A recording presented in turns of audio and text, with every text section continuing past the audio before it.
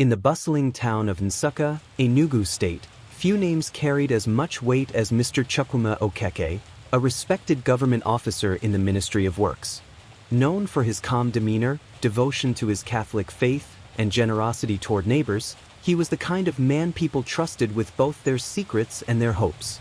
His sudden disappearance in the rainy season of July 2018 left an entire community in shock.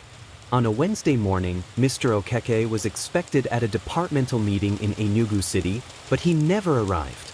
His car, a navy blue Toyota Camry, was found parked at an abandoned filling station along the old 9th Mile Road. Inside, his briefcase remained untouched, his phone switched off, and his identification card lying oddly on the passenger seat. At first, the whispers in the community leaned toward the obvious: armed robbery or kidnapping for ransom. Such cases were not uncommon in the region, and most people believed he would return after negotiations. But days turned into weeks, and no ransom calls ever came. The silence became deafening. Detectives from the Enugu State Police Command launched an inquiry. Early suspicion fell on local kidnappers, but a strange detail puzzled investigators.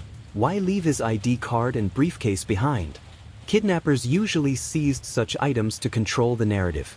When police interviewed colleagues and family, cracks began to appear in the carefully polished image of the government officer. A hidden financial strain. Though respected, Mr. Okeke had mounting debts from a construction contract gone sour. A secret relationship. Despite being married for 20 years, he was allegedly entangled with a younger woman who lived in a nearby town. Political enemies. As a civil servant who oversaw project approvals, he had clashed with powerful contractors who accused him of corruption and withholding payments. The deeper they dug, the more motives they uncovered. But none prepared them for the truth. 2 months into the search, a farmer discovered a shallow grave near a farmland at Abimo village. Inside were the remains of a man wrapped in a tarpaulin, identified through dental records as Mr. Okeke. The community wept bitterly, but questions quickly turned to rage. Who could do this to him? Detectives soon pieced together the chilling puzzle. The breakthrough came when investigators traced calls made from Mr. Okeke's second phone, secretly used for personal matters. The last person to contact him was not a contractor, nor a kidnapper, but his own nephew, Emeka, a 27-year-old university graduate who often assisted him with errands. At first, Emeka denied involvement, but inconsistencies mounted. Neighbors recalled seeing his motorcycle near the abandoned filling station the day Okeke disappeared. Confronted with evidence, he broke down and confessed. The truth was devastating.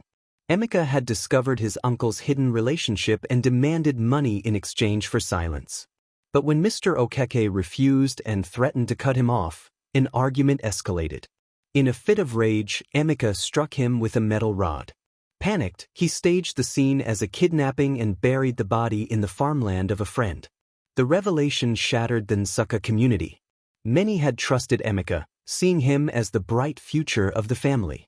His betrayal cut deeper than the crime itself.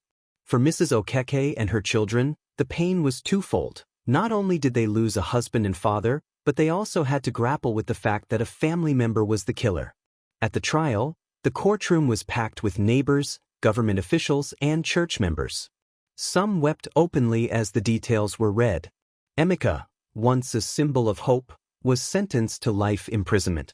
The tragedy of Mr. Okeke's disappearance was more than a crime.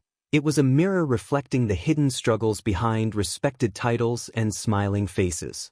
It was a reminder that power, secrets, and betrayal often lurk closer to home than anyone dares to imagine. To this day, in Nsukka, his name is spoken with a mix of sorrow and caution. Parents warn their children about the dangers of greed and unchecked anger, and church sermons still invoke his story as a lesson in the fragility of trust.